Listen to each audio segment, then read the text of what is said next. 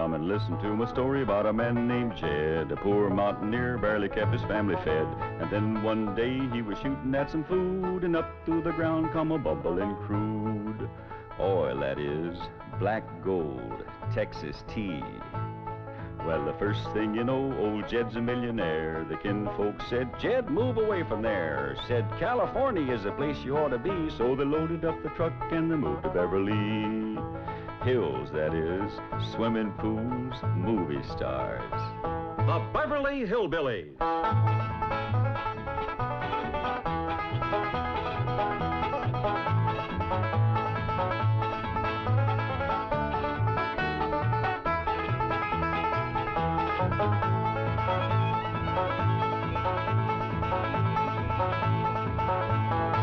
Come along and visit with the Clampett family as they take you to their mansion in the hills of Beverly. And when they do, you'll run into a friend of theirs you've met, that good old friend with filter blend, Winston cigarette. Winston tastes good like a cigarette should.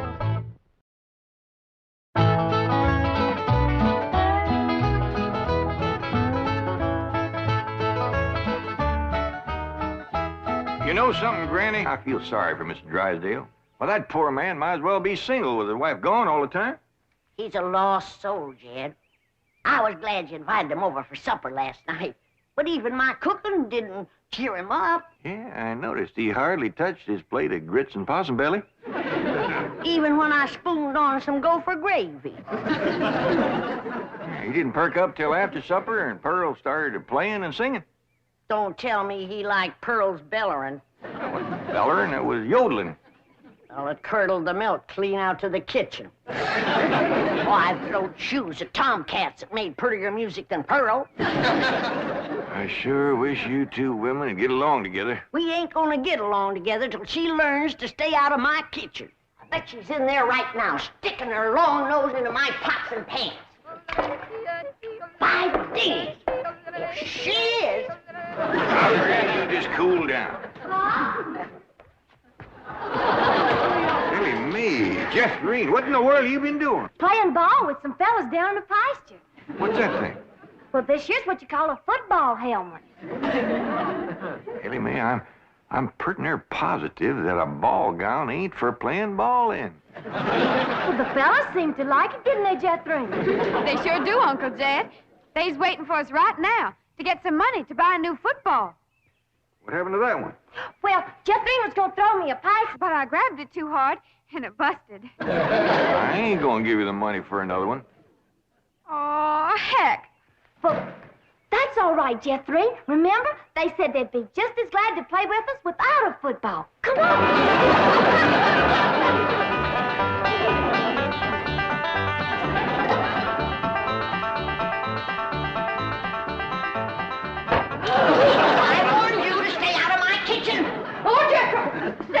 Protect me from that wild woman. Hold her, Jethro, so I can tackle her. Granny, a thing like that could smart. Put me down, big overgrown, put me Hey, what's down. going on here? Jethro, put your granny down. Put me down. She was fixing to whomp Ma. I'll whop her. Here, Ma, now it's a fair fight. I'm gonna whomp nobody. Well, then you tell Pearl the next time she sticks her nose in one of my pots, I'm gonna cook it. It is my bounden duty as a mother to supervise the victuals of my growing children. Don't tell me they is still growing. The Clampett side of the family has always been big, strong, strapping folks. It's your family that brought in the runts. Who you call a runt? I think she meant you, Granny. He's about as helpful as a high wind in a prairie fire. Come on, Pearl, you and me's gonna have a talk. Jethro, you stay here and help your granny cool down. Okay, Uncle Jed. Granny, would you rather I held you under the faucet here to cool off, or took you out to the cement pond and ducked you? Try either one, and I'll bash you flatter than a gander's arch. Now, Pearl. Cousin Jed, I know just what you're going to say. You're going to say, Pearl, stay out of the kitchen. You're going to say, that's Granny's kitchen, and it's none of your business. You're going to say, stay in your room where you belong. That's what you're going to say, ain't it? Ain't nothing like it at all. What I was going to say was, it seems to me that a handsome widow woman in the prime of life ought not to be hiding herself in the back part of the house, working over steaming pots and pans and dipping her playing fingers into soapy water and hoarsening up her beautiful singing voice yelling at Granny. That's what I was going to say. Praise be. Why don't I keep my big mouth shut and just listen? You know, Pearl, you got the gift of making music. And I reckon there ain't nothing these city fellas likes better than that. Really, Jed? Yeah, remember last night when Mr. Drysdale was here and you was playing and singing and yodeling for him? Yeah. You brung that poor lonesome man a lot of happiness. Jed, you ain't agreeing in me, are you? I'll give you my word. Remember that song you sung, The Flowers That Bloom in the Spring, Tra-la? Yeah. Well, you had Mr. Drysdale believing it was spring. No. Yeah. While you was still singing, he went, flung open the window, stuck his head out, and started taking deep breaths, just like he was really smelling them flowers. You reckon he liked my yodeling? Pearl, he like to went wild. I reckon them city fellas don't get a chance to hear much yodeling. 'Cause when you throwed your head back and cut loose, it really grabbed a hold of him. It did? He gripped the arms of his chair till his knuckles turned white. Then he commenced to rocking back and forth and moaning like he's under some kind of a spell. And his eyes commenced to circling in his head, and real tears run down his cheeks. Before you got done, he was limp as a dish rag. I had to help him to the door. Uncle Jed, I can't seem to do nothing to cool Granny off. Ain't no need to, Jethro. Your pretty, young, piano-playing Ma has decided not to hide herself away out in the kitchen. That's a good idea, Ma, because Granny, she'd find you and whomp you. Well, we'll see about that. Now, Pearl, you stay out here and practice playing and singing and yodeling. I'll take care of Granny.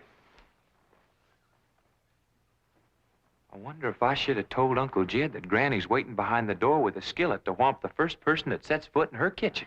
I reckon I should have. Jed, I'm sorry. I thought it was Pearl coming in.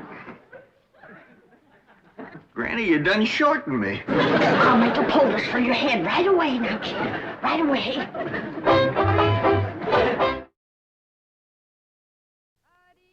I'm telling you, Granny, you don't have to worry no more about Pearl coming in your kitchen. She's going to be spending her time getting herself a husband with her singing and yodeling. Jed, it ain't legal to torture a man into marrying you. You just don't realize the power Pearl's yodeling's got over men. Last night, Mr. Drysdale like to went wild. Pretty near drove me crazy, too. He loved it, Granny. I bet you he's got that yodeling ringing in his ears right now. I can still hear it. An unearthly screeching. Now, Chief, surely it wasn't that bad. Well, I can best describe it as the sound a woman might make if she were having her appendix removed without an anesthetic. Milton, darling. Margaret, I'm so glad to have you back, dear. What a cunning hat, dear. Is it you? Oh. Welcome home, Mrs. Drysdale. Thank you. Milburn, I have the most marvelous news. I'm going to a health farm in Arizona. What? Some women were talking about it on the plane.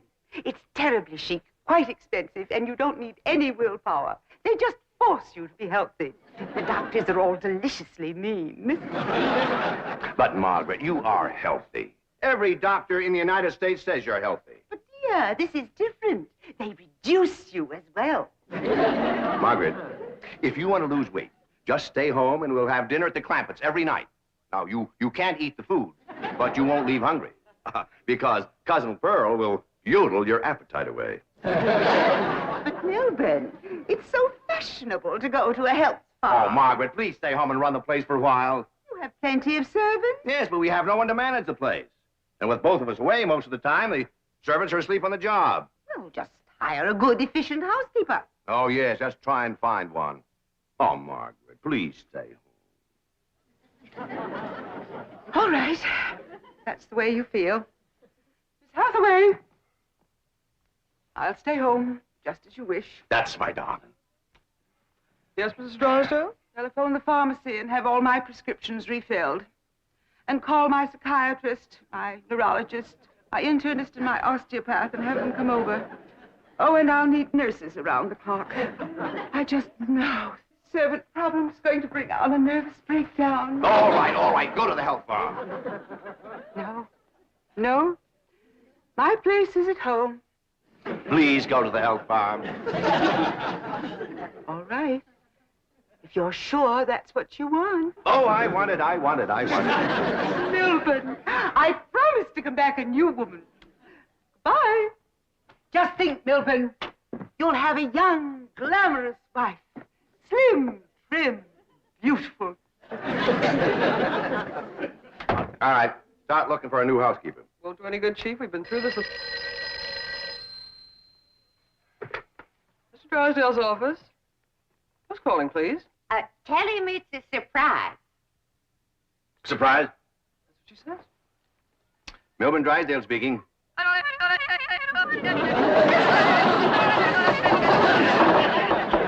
in the world is that? That is Pearl Bodine yodeling. Now, when she comes up for air, tell her I was drafted. Chief, she might be the answer to your housekeeping problem. What? Be nice to her. I'll explain. Hello? Hello? Hello, Mrs. Bodine. How nice to hear your voice again. You saying?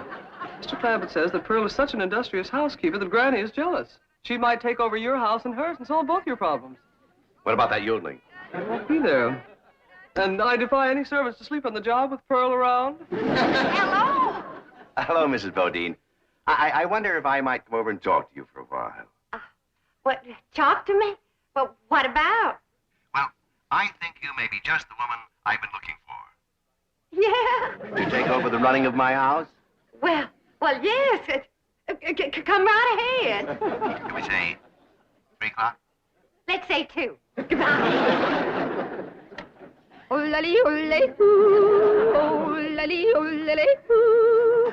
Will you stop that infernal caterwauling of yours? It might be infernal caterwauling to you, but it's pure catnip to me.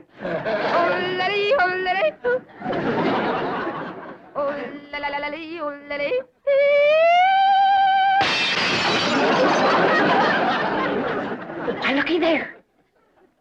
I hit such a perfect note, it busted the glass. It wasn't your voice that busted the glass. It was your face. We'll see who gets the last laugh when my sweetie comes. What, sweetie?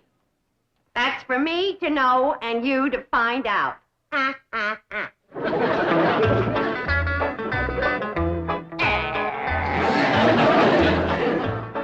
Sure is nice of you to share your soap with Miss Drysdale. Well, with my lye soap, she'll be happy to stay home and do her housework. Penny, most powerful batch of soap that you ever made. Just a breeze blowing it back on me on the way over here has got me crying. I make a big soap to do a big job. Arrivederci, au revoir, toodaloo. Hi, Miss Drysdale. Hello. Goodbye. Where are you going? Milburn is sending me to a help farm. Martin, are we loaded? Yes, ma'am. Well, let's fly. Just a minute, Miss Drysdale. Granny and me brung you something. Yeah, honey. Take a good whiff of this. How nice of you. Tell the gardener to spade it in around the rose bushes. Toodaloo.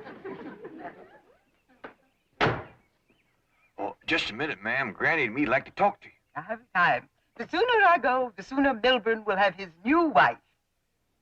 Did you say new wife? Completely new. Young, glamorous, slim, trim, and beautiful. Oh, Martin, did we pack my medicine? 16 bottles, Mrs. Drysdale. Good. Drive on. Toodaloo.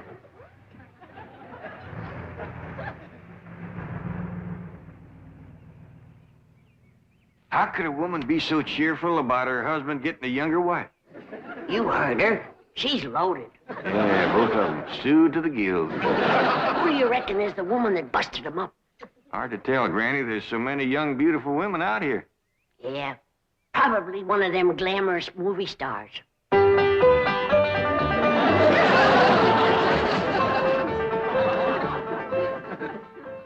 Hey, Ma. You sure are all fancied up. Do I look like one of them glamorous movie stars? Yeah, by golly, you do. Which one? Milton Sills. Go on and get out of here. Now listen. You find your sister Jethrine and your cousin Ellie Mae and tell them to start practicing to be bridesmaids for my wedding. Are you getting married, Ma? Well, it ain't official yet, but I sure got him anxious. Get going.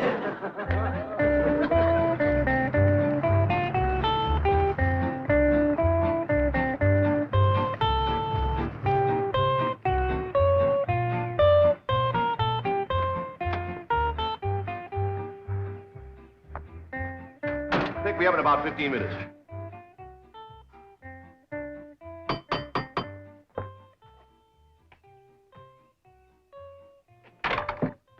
Oh, Mrs. Bodine. My, Mr. Drysdale, you are anxious. If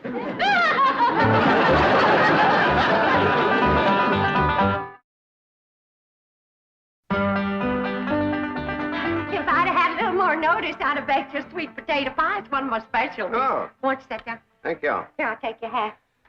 Yes, sir, I just love to cook, and I love to sew, and I love to keep house.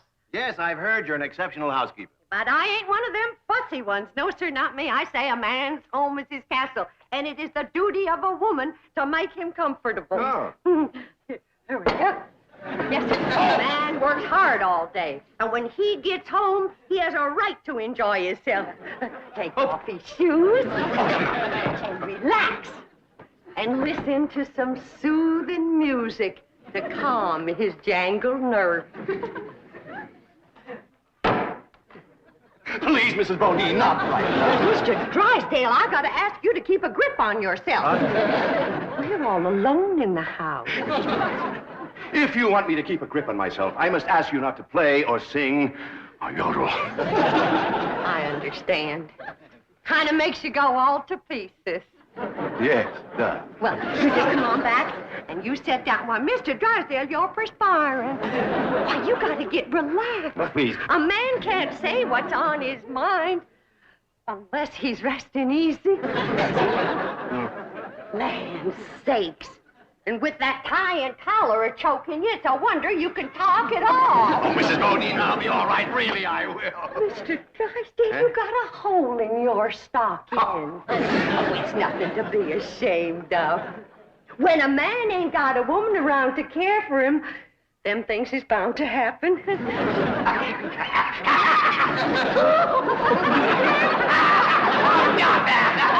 I declare, Mr. Drysdale, you're ticklish. Now, look, I'm gonna let you sit easy, and I'm gonna darn that up before you know it. Oh, Mrs. Bodine, no, really, I can manage. No, I ain't taking orders yet. No, please, give me back my sock. Give me my I sock. know how to handle you.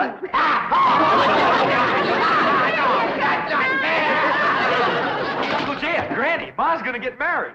What? Who to? Well, she wouldn't tell me, but she was expecting him any minute. I reckon he's inside right now. Let's go in and see who it is.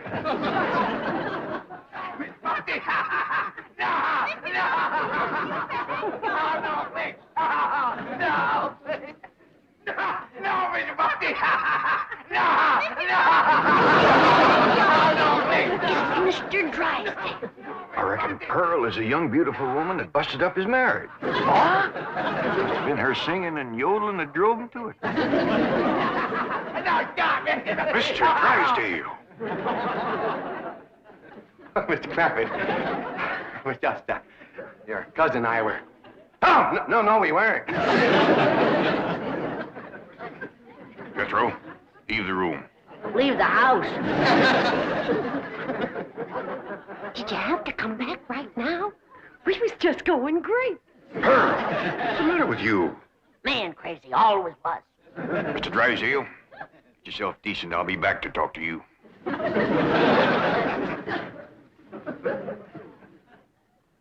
Shame on you. You too, Pearl, you homewrecker. I don't know what you're talking about. You told me that Mr. Drysdale was crazy about my yodeling, so I called him at the bank, and I yodeled, and he come a-running over here to see me. You done yodeled your way twixt Mr. Drysdale and his wife. Wife, I didn't know he had a wife. Well, he has. The sweetest, kindest, nicest, drunkenest woman you ever saw. You done sent her to the farm. Put her out to pasture so he can marry you. You seen her leave. Oh, she knows about you, Pearl. Said her husband was going to get a new wife. Young, glamorous, slim, beautiful. Jed, that can't be Pearl. You're forgetting what a powerful spell her voice throws on a man. Now, Pearl, I'm going back in there and try to talk some sense to Mr. Drysdale. Whatever you do, don't yodel.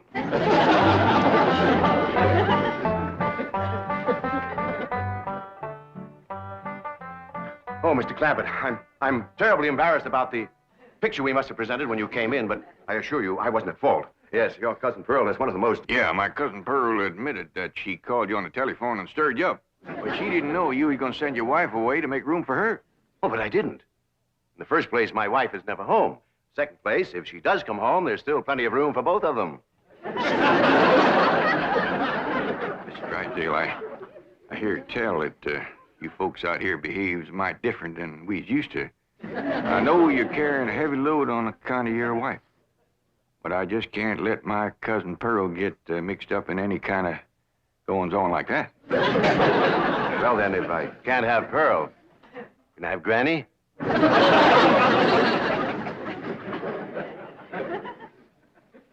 Lord love you, you're a desperate man. What are they saying? How can I hear when you keep pestering me? Mama! Oh! Jed told you not to yodel. I was screaming. Hell the difference. What in the world happened to you? We was playing football with some boys. Yeah, and they sure was dumb. Jethrine was a-toting the ball, and they kept a-tackling me. Go get cleaned up, both of you. Jethro says you want us to be bridesmaids at your wedding. Yeah, who you marrying, Aunt Pearl? What's his name, Ma? Puddin' and tame. Ask me again, and I'll tell you the same. Now, get upstairs. That's a funny name, Puddin' and Tame. Oh, Ma don't care. She once said she'd marry Humpty Dumpty. Well, I like Jethrine Tame better than Jethrine Dumpty. That poor man in there is so sick of his drinking wife, he is wanting to marry either one of you two. Last one in is an old maid. Ready? We's trying to save the marriage, not bust it up, and I think I got an idea that'll do it. I want you two to wait in the kitchen, and when I bring Mr. Drysdale in, I want the two of you. Yes, sir, Mr. Drysdale. Both them fine, hard-working, good-cooking, housekeeping women is in the kitchen there. All you have to do is go in there and take your pick. Oh, this is marvelous of you. Nobody knows. Oh, no. And they took the pledge.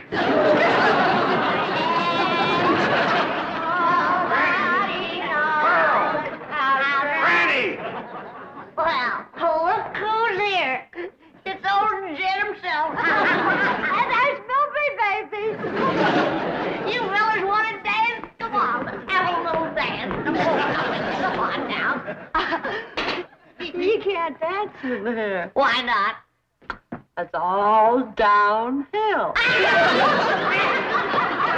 your pick now, Mr. Drysdale, while I can still walk over to your house. Oh, he's gonna pick me. Ain't you, sweetie, Milby? Oh, no, he ain't. He's gonna take me, ain't he? He gets your banker grabbing hands off of him. Will you shove it, fella? Will you shove it, huh? I'll show you. Shove it there.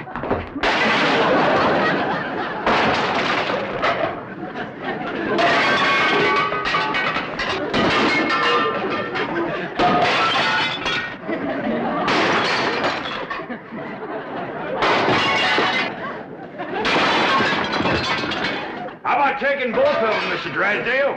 No, thanks. You done it, girl. Bless you both. Pearl, you were just great. So was you, Granny, darling. Together, you saved that man's home and you saved his marriage. Now, don't it give you a good feeling? Yeah. Well, I'm kind of winded. I think I'll go upstairs and rest. Call me when lunch is ready, Granny. Oh, now, just a minute, Pearl, honey.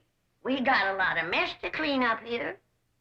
But Granny, darling, you give me strict orders to stay out of your kitchen. Remember? Why, you low down, no. Here we go again.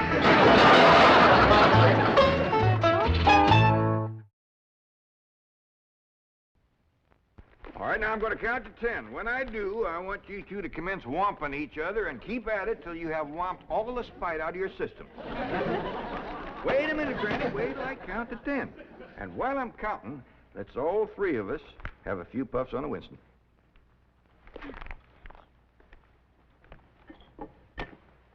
1, 2. Don't want 3 on a match.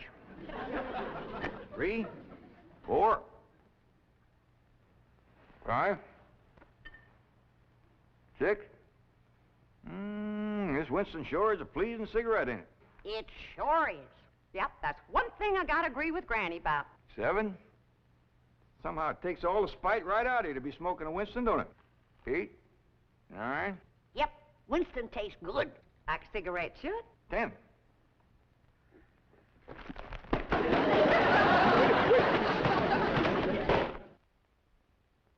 The Beverly Hillbillies has been presented by Winston. We hope you've enjoyed it, and we hope you will try Winston, because Winston tastes good, like a cigarette should.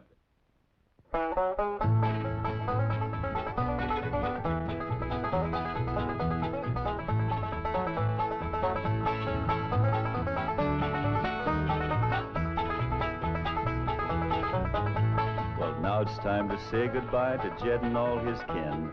They would like to thank you folks for kindly dropping in. You're all invited back next week to this locality to have a heaping helping of their hospitality. Hillbilly, that is. Set a spell. Take your shoes off. You all come back now. Here. This has been a Filmways presentation.